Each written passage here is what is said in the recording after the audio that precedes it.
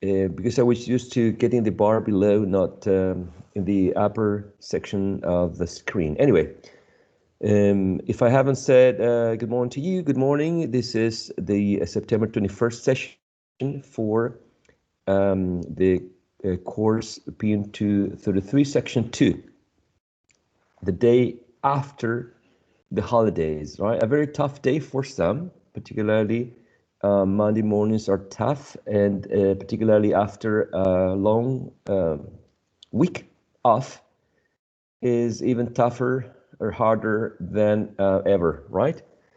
The PowerPoint that we were working with before contained several elements pertaining the syllable.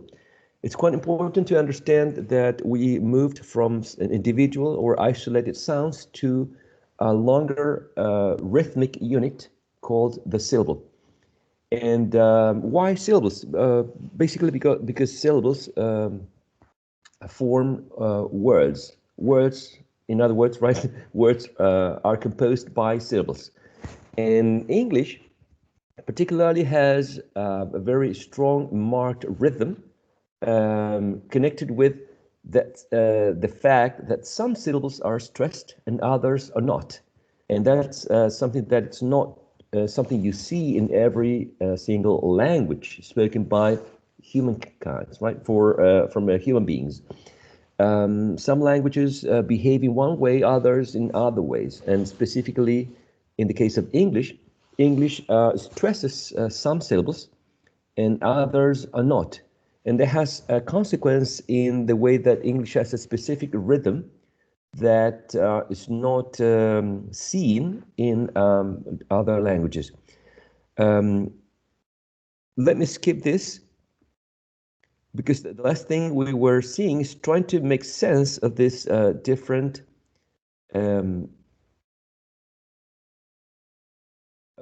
different aspects concerned these words formed by prefixes and suffixes. And I think one of the last things we said was that in general, two-syllable words had the first syllable stressed, as common, nation, open, study, and story. Those are two-syllable words in which the first one receives this emphasis, right? And remember that stress has to do with a perception on the part of the listener that in which the listener perceives that the specific syllable, or in this case, the first syllable, is stronger, right, than the other one, louder. So longer, louder, and sometimes it has a higher pitch. Those three elements, right, we need to take into consideration when we describe what a stressed syllable is, or what a prominent or salient syllable is. It's a syllable which is louder than the rest, or the loudest one, right, or the longest one, or the one that has the highest pitch, if we're talking about more than 2 or 3 syllables. We talked about the general rule for 3-syllable words, like universe, article, relative, democracy. And here the rules indicated that the third syllable from the right to the left was the one which carried the stress. In the second one, article has 3 syllables, and counting from right to left, the third one, in this case the first one, right, depending on the perspective, article is the one that received the stress, or the syllable which was the most prominent of the 3. In general, most compounds, particularly noun compounds, receive the emphasis on the first element, as in sports ground, bathroom, language teacher, and it's not quite common for most compounds to emphasize the second element, but we we understood that there were some exceptions, such as without, mankind, whatever, myself, and forever. Okay, in general, right? Now, we talked about derivatives. Correct, please, at any moment, correct me if I'm wrong, because I'm trying to link this session with the last session we had before the week off.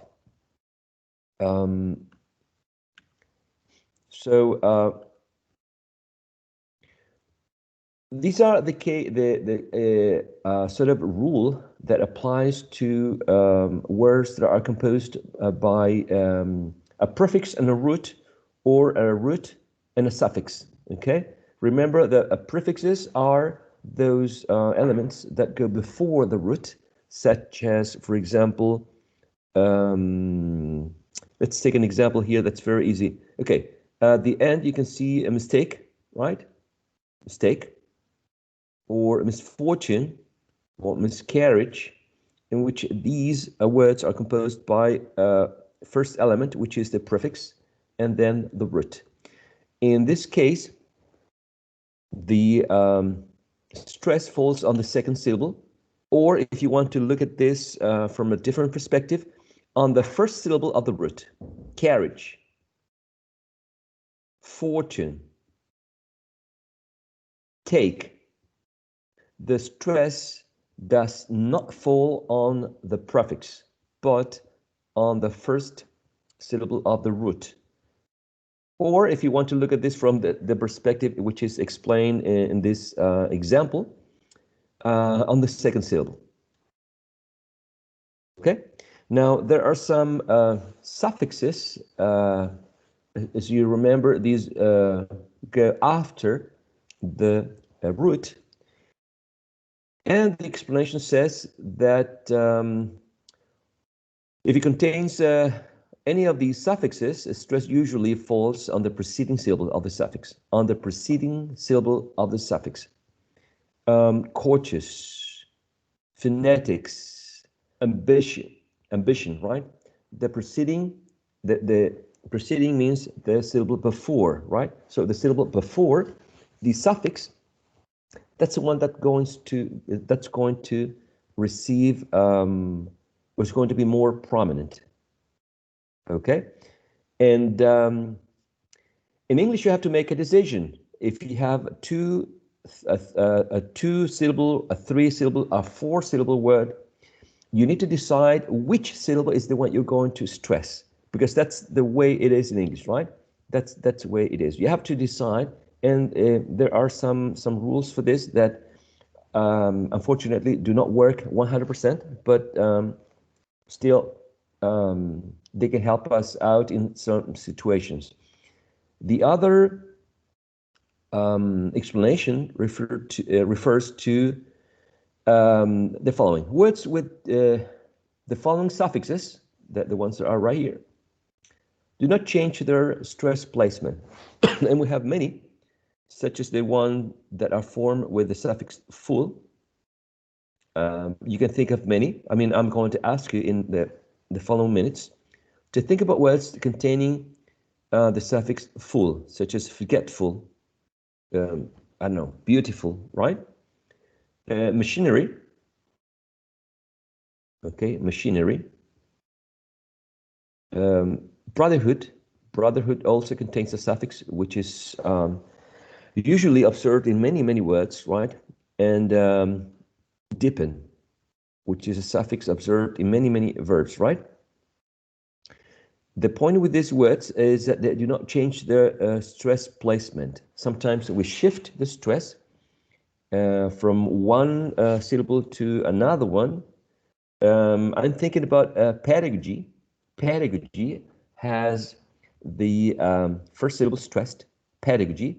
But when you say pedagogical, the adjective, pedagogical, you switch the stress to a different syllable. But in the case of these words containing these suffixes, there's the stress placement continues the same. And I guess we need to pay attention to these suffixes because they attract the primary stress indication number 4. So payee, employee, journalese, cigarette, and picturesque are interesting cases in which the stress shifts to a different syllable. But in this case, the stress syllable is the one which is the suffix, right? So that's what makes this case very interesting. I guess they are very easy to remember, right? E is at ask. Okay. And in general, some authors talk about lexical stress, and some authors talk about word stress.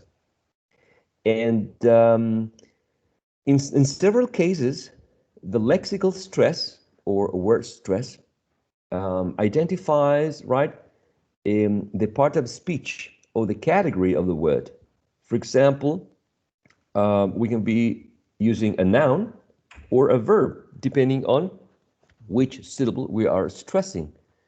And there are some examples here, like, for example, contract and contract, object and object, in which the first one, which is a noun, right, has the first syllable stressed, and if you are stressing the second one, you are actually using a verb, right?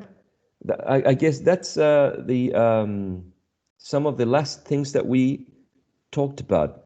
Please, at any moment, correct me if I'm wrong. At any moment, you're welcome to, say, we don't understand this. This is not clear. Okay, I guess we need a little bit more explanation about this.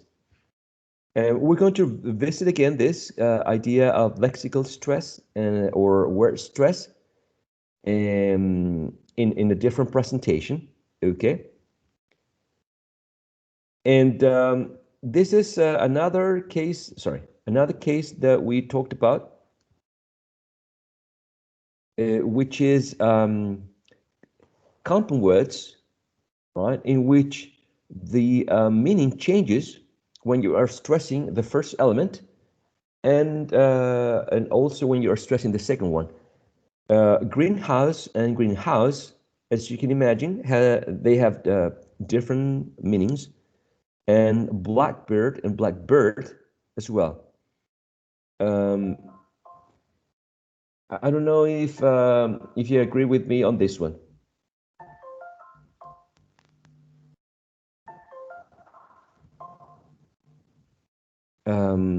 Do you have any questions about the greenhouse and greenhouse? Is this example clear?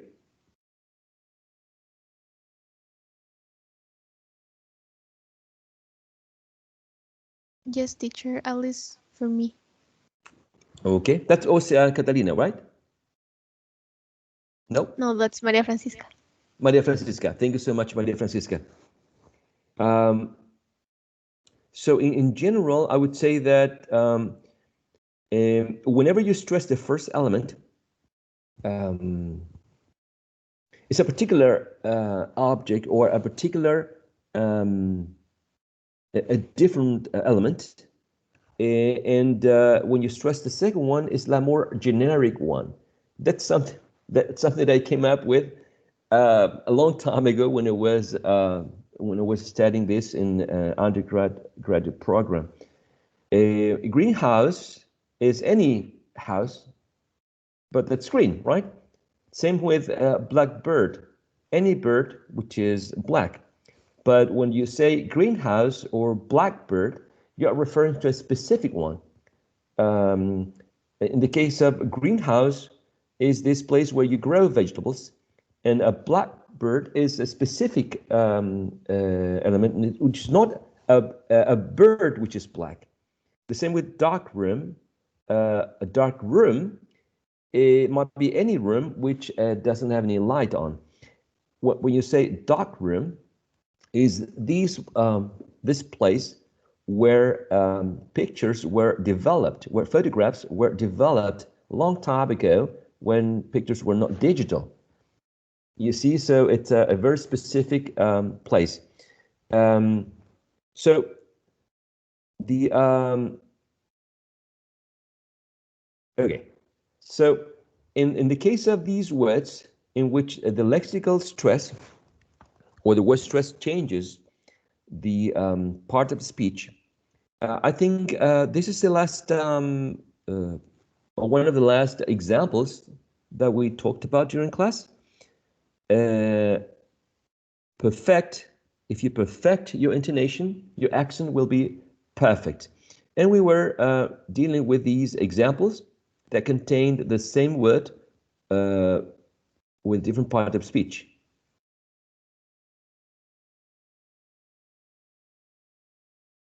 Okay. Now, I would like to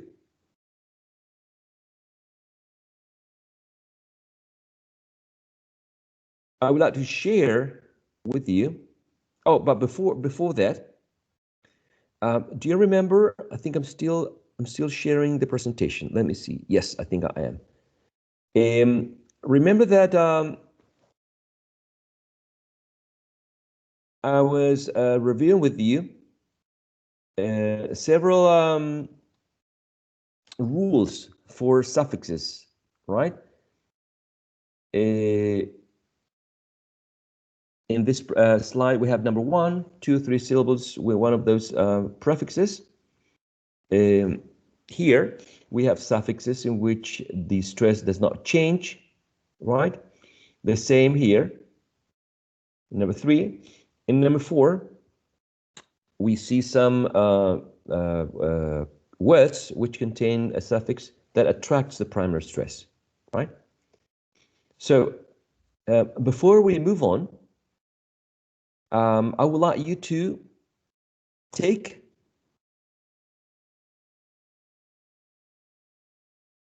these suffixes that you can see here, okay? Do you have them already? Because I'm not going to show them later. So if you want, you can take a look at the presentation in the LMS, or you can take a picture, or you can write them down. Okay. Okay, these specific suffixes, which are, I guess, enclosed in this fantastic rectangle that I drew, and the next ones, right? I'm going to try to do the same marvelous rectangle. And finally, this one. I apologize for this awesome drawing skills that I have. Okay, so what I want you to do is I want you to take these suffixes, okay, and the ones in the next slide, again, and these fantastic rectangles, okay, and I want you to find at least 5 examples for each one. 5 examples, 5 words containing one of these. I'm not saying 5 with this, 5 with this. No, I'm not saying that, all right? Okay? In general, you take all of these suffixes and find 5 different words containing one of these suffixes, 5 words containing one of these suffixes right here, and 5 words containing any of these suffixes. But the challenge is that not any of these words should be in your examples. You cannot use phonetics. You cannot use courteous. You cannot use ambition. Are you getting the idea? You cannot use forgetful, proposal, vigorous, okay? And you cannot use payee, employee, etc., etc. Okay? So what I want you to do is I want you to come up with 15 words containing suffixes that are in this box, in this one, and in this one. And I want you to create a short sentence. Provide context for this specific word. Okay? And at some point, I'm going to ask you to project this. Maybe not this class, but maybe next one. Okay, maybe you're not going to do it this class, maybe you're going to do it next class, all right? But the idea is that you have at least 15 different sentences in which words containing a suffix are provided as an example for stress placement. Okay, let me double check if everybody understood this task.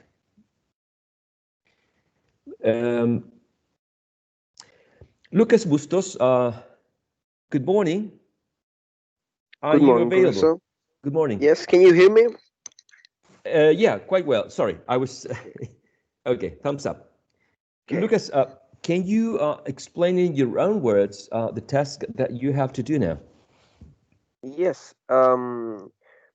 We have to seek 5 words for each rectangle.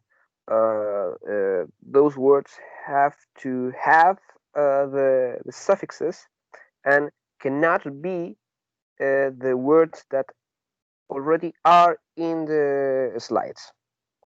Perfect. And maybe we are going to present it in we could present it either in this class or in the next one.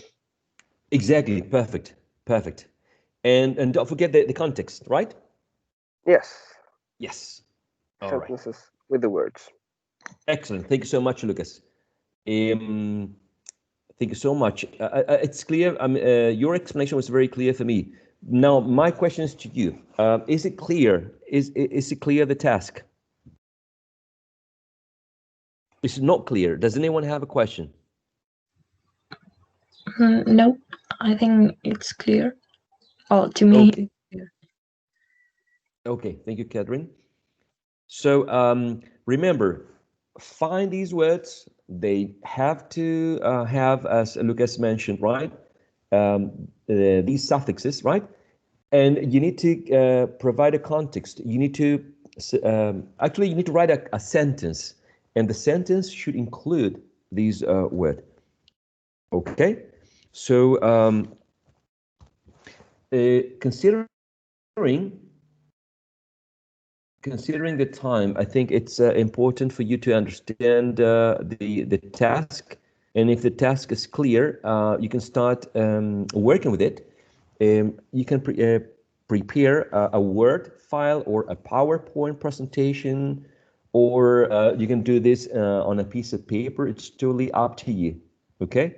No requirement about any specific software or program or application or whatever, okay?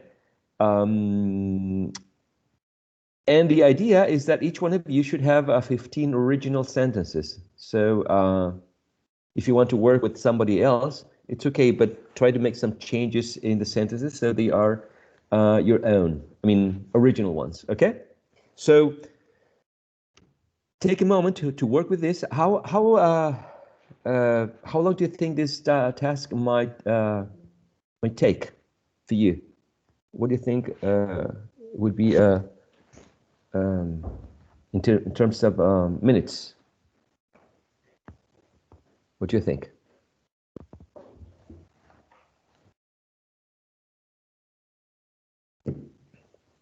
I will not say 5 minutes. It would be crazy. 10 minutes, 15 minutes. The rest of the class, because we're having an hour, and it's not 60 minutes, by the way, right?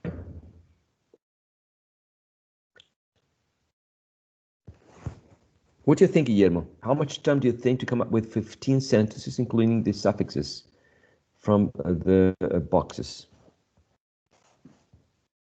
Guillermo, are you available?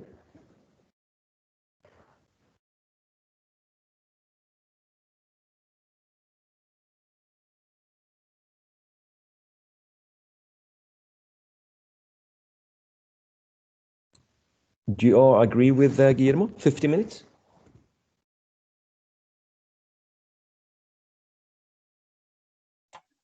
Yes. Yes, 15.